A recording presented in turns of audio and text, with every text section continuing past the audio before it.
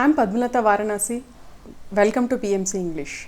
Today we have great pyramid master with us, Mrs. Parindita Patriji, founder of SWAG and co-founder of Swadhyaya Yoga. Thank you, ma'am. Thank you for being with us. Thank you. Firstly, when did you get into this meditation? Long back, when I was actually 4 years old, so that is when I came to meditation. And my teacher, as you all know, is Brahmashri Pitamaha Patriji. And I would like to say first, thanks to Patriji for giving me this great gift called meditation and giving all of us this gift. That's nice, ma'am. And can you share us few meditational experiences which have transformed you personally? To be honest with you, to be honest with everyone who is listening to me, I do not have a single meditation experience. I mean, I do not have any experience while sitting in meditation, but yes, life has brought me so many spiritual experiences as such out of meditation. So I have learned a lot. I have read a few books. I was fortunate enough to meet different people from different cultures, from different backgrounds. So through them, I have learned a lot. Through my life, how it progressed. Through that, I learned a lot. I learned a lot from my father, from my mother, from my family, so everyone, even from my grandmother. So yeah. That's great, ma'am. And can you share us few experiences in your life which have transformed you, like any experiences? See, when I was, when I got married and when I was looking for a job, I was not very confident in myself. I was not very confident in communication or anything. But that first job has actually transformed me and gave that confidence to me to be able to communicate with people, to be able to speak in English. I was not very confident. I was very, very low in self esteem whenever speaking or communication was concerned. I was very bad. But that company had given me a lot of confidence in myself, and it has given me the courage to speak out, to voice out whatever I wanted to. So that has given me a lot, and that literally changed my perspective as such. And there were many books also which have completely transformed my perspective and creating a new experience in myself.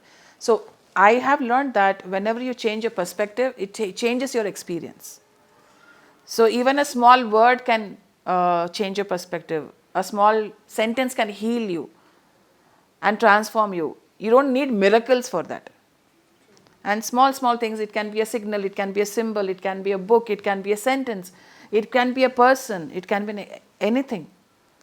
A perspective, a shift in perspective will change your experience. So in that way, I have many changes in perspectives, which has changed my experiences altogether in my entire life. So there were books, there were people, and there were like instincts, some messages from inside, some signals, some symbols. All of them all together have changed me in my perspective of how I see life, and that has changed my experience of how I live right now. Wow, ma'am. You have got a great insight. And coming to my next question, what is the significance of the pyramids? Pyramids have a lot of significance in meditation because pyramids are a powerhouse or a storehouse of cosmic energy. And when you sit in meditation in a pyramid, it is thrice more powerful than when you sit outside of a pyramid. So we have got so many books on pyramid power, the secret power of pyramids, and the pyramid power. And there are so many authors who have actually did lot of research, and they come up with scientific facts about pyramids. And I would suggest everyone to read all those books which have mentioned pyramid power in their books. And truly, pyramids are the needed, are very much needed in today's world because they really transform you. They help in transforming yourself. They help you in healing yourself. They help you in giving the right perspective into your life. So everyone should start developing this habit of meditating in or under a pyramid. So we have many pyramids right now in India. Over 20,000 pyramids have been constructed worldwide. So we are very proud of these pyramids, and these pyramids are helping many, many, many people in their meditations, in their spiritual journey, in their overall evolution, soul evolution. That's awesome, ma'am. So, when do you think a right age for a person to start meditation? That's a wonderful question, actually, Padma. I'm very glad you asked that because Pyramid Spiritual Society has given this gift of meditation to all the people, young, old, children, everyone. So whenever a couple gets married, the meditators get married and ladies become mothers. The training of meditation starts when the children are in the womb itself. So the mothers do meditation, automatically that training or that information or that energies go into the womb as well, because the babies exist in you. So the training, the teaching, whatever they are listening to, the Bhagavad Gita or the Bible or whatever it is. So all the teachings, all the trainings are already going into the womb when the mother is meditating, when the mother is reading books, when the mother is talking about spirituality. And when the mother is calm and everything, all the things are already going into the womb and to the child. So I think meditation starts when the baby is in the womb itself. So, that's what people say, that once every child start meditation, the whole world changes. So, that is what you mean here. And is meditation necessary for a person? Absolutely necessary. There is no question about it. No matter where you come from, no matter who you are, no matter what your age is, no matter what culture you belong to, meditation is a non-religious, non-cult thing that everybody needs to adapt and adopt. Meditation. Meditation is the need of the hour, and everybody needs to meditate in order to understand themselves, in order to realize themselves, to know what their purpose of life is, to have clarity of mind, to understand karma, to have a different perspective towards life, to get answers to those questions that they have, to have better relationships with each other, to work for a higher cause. There are so many things. Okay, so you say that meditation is the only solution for the human being. There's no doubt in that. Meditation is the only solution, and Anapanasati meditation is the only solution for every human being on this planet. So, people say ahimsa paramo dharmaha. So, what is the importance of ahimsa? We need to become ahimsa. We need to give up all kinds of himsa on all levels. When I say ahimsa, we think that we should be harmless and we should not meat or fish or eggs or anything. But ahimsa is on all the levels. It has to be physical ahimsa, emotional ahimsa, mental ahimsa, spiritual ahimsa, and ahimsa on all these levels has to be there. We need to become harmless in all these 4 levels. Ahimsa needs to go deeper and deeper into yourself. Physically, we should not harm others. Physically, we should not harm any human being or any animal or even Mother Earth. We should not harm her. So, emotional ahimsa. What is emotional ahimsa? It is having negative emotions towards anybody or anything, like hatred or jealousy or animosities or vanities or greeds, all these things, emotional, we need to have ahimsa. If we want emotional ahimsa, then we need to have only 2 things in our emotions, love and compassion. These 2 are the only things that are existing in your emotional body, then you are a totally ahimsa person. And then mental ahimsa. What is mental ahimsa?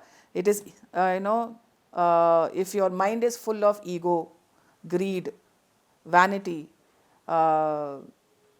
animosities, separatism, and there are so many things in the mind.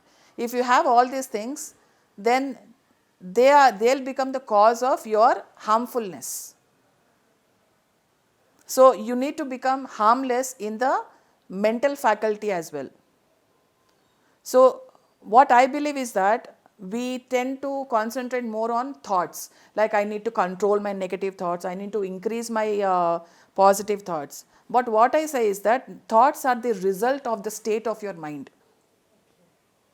So if you can see, I am getting greedy thoughts or I am getting egoistic thoughts, they are the result. What is the state of your mind? If you can heal the state of your mind and bring them to inclusiveness, okay, then if you need to focus on the state of your mind and not on the result, which is the thoughts. Thoughts are result. I am getting greedy thoughts because greed is in me. I am getting egoistic thoughts because ego is in me. So go to the root cause and heal the state of your mind. Your thoughts will automatically change. So you need to work ahimsa over there and you will become totally mentally harmless. Wow, ma'am, you have given a greater picture about, broader picture about ahimsa, which we have to work it on. And few people ask us that we are okay with Anapanasati meditation, we love to do meditation, but when we speak about non-violence or ahimsa or stop eating non-veg, then people have some few problems. So what do you say about that? As long as you have just love and compassion in you, I think all the problems will be solved because you will become harmless. So we need to love animals, like really actually love animals and not their body parts or anything of that sort. We need to really love animals, we need to really love nature. So we need to become totally harmless, and ahimsa is the only way that humanity can find their own core nature, their own true nature. Please leave the animals alone. Please leave the animals alone. They all deserve freedom and choice, just like you and I deserve. Okay, so does this violence affect our environment, our nature? Very much, very much. It harms the environment in endless ways. The greenhouse emissions, the gases that dairy cows release, they are harmful to the ozone layers. And the wastage, they are all released into the rivers and the oceans, which are polluting our oceans and the rivers. And the grains and everything are being fed to the livestock. They are called as livestock, which I call them as beautiful animals. So they are all fed to the livestock, which can actually, if used properly, can eradicate world hunger. So if humanity can stop killing of animals and breeding them at very larger scale. For example, if I have to say, in the USA, 5% of fresh water is being given to the domestic people, the people of USA, and 55% of fresh water is being fed to the livestock. So in this way, water, even deforestation is happening because of expansion of animal farms. So 91% of Amazon rainforest, they are being deforested just so that they can make land for livestock, for animals, so that people can get their meat, get their eggs, get their dairy, get their everything. What is your favorite subject in spirituality? Everything is my favorite. You name it, that's my favorite thing. Okay, then you are the co-founder of Swadhyaya Yoga. So tell us about the impact of a book on a person. An impact of a book on a person is amazing. As I already told you, it changes your perspective of looking at life, of looking at things, of looking at relationships, of looking at energies and everything. It makes you go deeper into spirituality, of knowing things. Not only knowing things, it gives you the pressure. Whenever you read a book, you just don't read a book. You need to taste it, chew it, gulp it, digest it in your body and make it your flesh and bones and blood. Okay. That is how a book will really impact you. Just by reading it, it will bring a new perspective, but it will really transform and change your life by assimilating it. Can you suggest us few authors or books for our viewers? Okay, there are many authors in the world. Okay, the first name that I would like to take is Patriji himself. He has written many books and I would like to suggest everyone to read those books which Patriji has written. And of course, there are many authors also who have written great books like Torquam Saradarian or Jeff Carrera or Brian Weiss or Lobsang Rampa or Osho and There are so many other authors also who have written many books which enlighten us, which give us a new perspective. It changes our way of looking at things. Patriji always says, we need to learn from each and every person. And every book that they have written, it is their experience that they have written. And who are we to judge them? So we need to learn from each other, learn from everyone. So that is what Patriji says, and that is what I follow. So Patriji says us to, do Sajjana Sangatya, to listen to each and every person's experiences. So what do you say about that? We need to listen to each and everyone's experiences. See, we need to really give an ear. Listening is a very great art. We need to listen. More than Patriji has said, more than talking, we need to start listening. Listening is a big virtue which has to be developed by each and every person. We need to do less talking and more of listening. And that is why Sajjana Sangatya happens, and we just, stop and start listening to each and every person's experiences. So how will the other person's experiences help me in listening? How it will have any impact on my life? Why should I listen to other person? Because it will change your perspective. See, you might not have had that experience, but listening to another person's experience might change your perspective in your life. Oh wow, I didn't know this. This also happens. Oh, what did that master say? Maybe that is useful for me in my life also. Oh wow, even these things may happen in meditation. I didn't know that. So we can have more information, and with that information, you might get answers to your questions that you have. It might change you. It will change your perspective of looking at things by listening to others' experiences. So a person, by listening to others' experiences, doing Sajjana Sangatya, he becomes more broad-minded. Definitely more broad-minded. He will become more accepting. He will become more open-minded, and will be able to receive more, things from each other. So we need to be receptive of each and every experience. That is their experience that they are sharing. And we are not here to sit and judge about, what kind of experience. Oh, it might have happened like this. It might be happened. We don't know what exactly happened with that person. So we just need to listen to their experiences without any preconceived notions. So what are the projects or activities you are currently into? Oh my God. I have my current project which I call my baby, which is called SWAG, which we have started and founded in November 2020, inaugurated by Brahmashri Patriji. And since then, we have been trying to conduct as many programs as possible. Though Corona was there, we are doing everything digitally right now. So we have been spreading awareness about SWAG. The full form of SWAG is Save Water and Go Green. So that is the SWAG, and with a few team members, we have decided on this name, and we have a website as well, www.letswag.org, in which we have all the information, everything.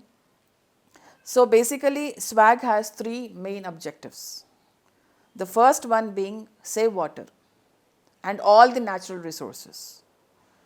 So we generally take everything for granted. Whatever nature is providing us, we take everything for granted, and we do not pay respect or pay gratitude or try to save something so that our future generations will benefit from it. So we need to save all the water and all the natural resources as well.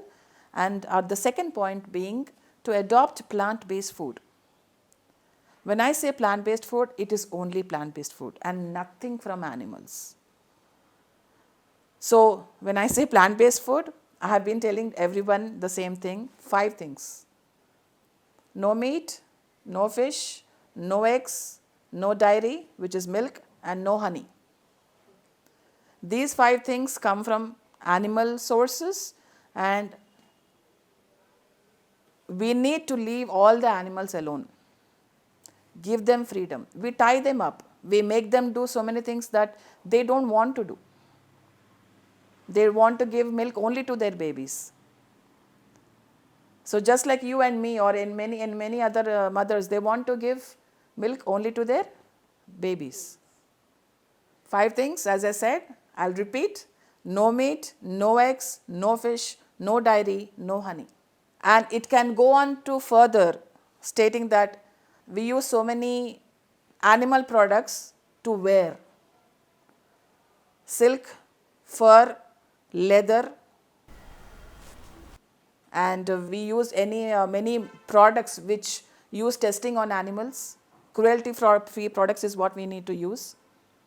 And so all these things also, if we can, take them off your menu, take them off your cupboards, your glasses, your cups, that would be great, because you are actually helping to release so many animals from the slavery that they have been doing, from the torture, the pain, the suffering.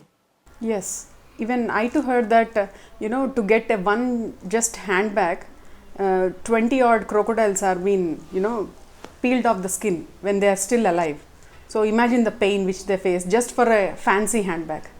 Even I am against all this cruelty, and stress us more about this why no dairy and no honey. Why no dairy and no honey? That's a great question. See, I have been asked these questions like constantly, and why? First, I will talk about no dairy, and then we'll talk about no honey. No dairy. Why no milk is what I'm saying. Firstly, let us think about cows and buffaloes and the calves. The cow or the buffalo, okay, they are impregnated forcefully, and they are made to be pregnant their entire life. Just imagine if I ask you or any other lady to be in pregnancy for your entire life. Oh my God. Just imagine. Even the thought of it terrorizes us. Yes. Isn't it? So, in that way, these mothers are made to be pregnant their entire life. Once they are forcefully impregnated, they have to carry the baby for 9 months, the labor pain, the baby comes out, and immediately, or maybe after a few days, the baby is taken away from the mother. And while the baby is being taken away from the mother, just imagine the mother's plight, the mother's emotional trauma. And the milk is gone again to us, to our ghee, to our curds, to our chais and coffees and everything. All right, and when the mother stops delivering milk, it is impregnated again. So this happens on a regular basis, and it is common in every dairy industry. The milk has calcium, definitely it has calcium. It also has hormones, it also has pus, it also has all the injections, byproducts secreted into the milk. So we are having all these things also along with calcium. But all these things are beneficial only to the calf, not to our human body. The cow is very large and our human body is not so large. So according to that also, I feel that we need to release all the cows and the calves and the buffaloes from this pain and suffering and torture. And okay, if we don't have milk, then what else do we have? These questions also arise. We have almond milk, coconut milk, peanut milk, oats milk, cashew milk, rice milk, walnut milk, so many milks. And the list goes on. And the list goes on. You can make milk out of anything. So this is what plant-based milk. These days people are creating awareness about this. Yes. Yes. So if I have to say, if you compare the calcium content in dairy milk and almond milk has more content of calcium, 50% more calcium than the dairy milk. So if you are focusing only on calcium, I feel that almond milk is the best choice for you. This is not a byproduct of violence, that is a byproduct of all the slaveries, all the sufferings. So it is up to you what you choose. So we have got so many alternatives, choices, and then we just go with this violence every time. Because we don't know. Knowingly, unknowingly. Most of us do not know what is actually happening behind our backs. Yeah. behind the scenes so much of cruelty is happening. Yeah. Actually. So why I'm saying no honey is that a lot of bees are being killed when the honey is being procured from the beehives. Okay, we do not need anything from the bees or any animals. We can be healthy even without having honey. Honey is actually honeybees puke. They collect the nectar from all the flowers and they make themselves honey so that they can survive on. They puke all the honey. And the queen bees are also killed and manipulated so that they can make more honey. So really, do we need all these things? So that is the reason why I have this five-point formula when I'm talking about adopting plant-based food, and when I come to the third objective of SWAG, it is planting trees. You can plant trees at home, just like I have planted these plants at home. So you can have indoor plants, you can plant your trees in your neighborhoods, in your schools, colleges, offices, wherever you go you can plant. And we need to do more of afforestation, because we have all built homes for ourselves, we have all shelters, we are safe and protected in our own homes. But we need to build homes for animals and bird gods. So that is what SWAG believes in, and please go to the website, everyone, to find out more about SWAG and everything. So we are also conducting Junior SWAG Warriors program for the children from 7 to 15 years of age, and on every Sunday. So if you want any other details, please, I think you can email to pmcenglish99@gmail.com for further information, or you can write to support@letswag.org. Because I will be there responding to all of you. Whichever child, anywhere from 7 to 15 years of age, would like to join the Junior SWAG Warriors program, can send me an email at support@letswag.org. Wow, ma'am, that's awesome. Actually, it's like coming to this honeybees, it's like we are taking away their food by force. That's what is happening. Yes, and we need to protect our mother nature. Yes, that is our responsibility, and that's it. Okay, along with other things about SWAG, there are other factors also which we need to take into consideration, that you need to use less and less plastic, and we need to save electricity. We need to do the garbage management more efficiently, dry and wet waste. And as much as possible, we need to recycle all the things which we have. Recycle, reuse and repair. So we need to do all these things. Yeah, I think that's an overview about SWAG. It's like it reminds me one point which I have read earlier from Torkom book. He mentions that if you don't take proper care of your nature, or if you waste your all these things, then you need to face the karma. Is that true, ma'am? Definitely. When you talk about Torkom, I have another example which he gives. If any human being misuses anything, it will be taken away from him. For example, if you give a small knife to a child, what will that child do? Either he will harm himself or he will harm others. So what will the parent do? The parent will take the knife off of the child's hands. In that way, if you misuse anything, it will be taken away from us. It can be natural resources, it can be energy, it can be time, it can be our speech, the energies, everything. So it's like what goes around, that comes around. Exactly. And can you share few more books or points about this Torkom? Torkom, yes. My favorite book of Torkom's is Woman Torch of the Future and Sex, Family and Women in Society.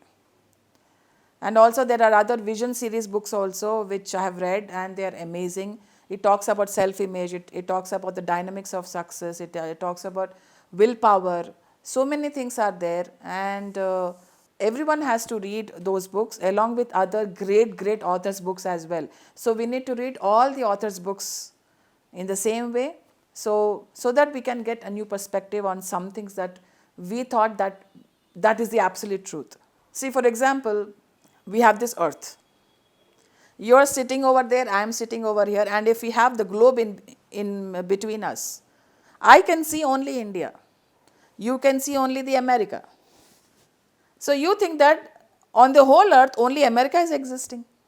And I think that only India is existing.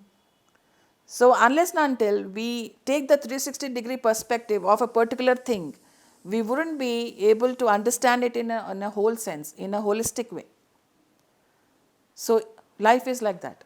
We need to see everything from different perspectives. 360-degree perspective has to be there. Then only we can actually find out what it actually is. So you say that everything is interlinked, everything has got a chain reaction. So what are your future plans, like about any speakers or whatever? You have earlier introduced us this Gary R. Renard, no problem conscious, that author, and so many other. So we are eagerly waiting for few more authors.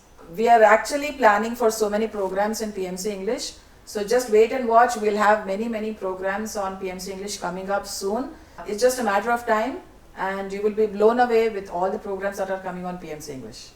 Thank you, Parinita, for giving your valuable time and for more insights, and giving a broader picture about Ahimsa and many books, authors, and your swag movement. And it's just mind-blowing interview. I'm very happy for this. Thank you so much. Thank you so much, and it's been wonderful talking to you, interacting with you through this interview. Thank you, Padma. Thank you. Thank you.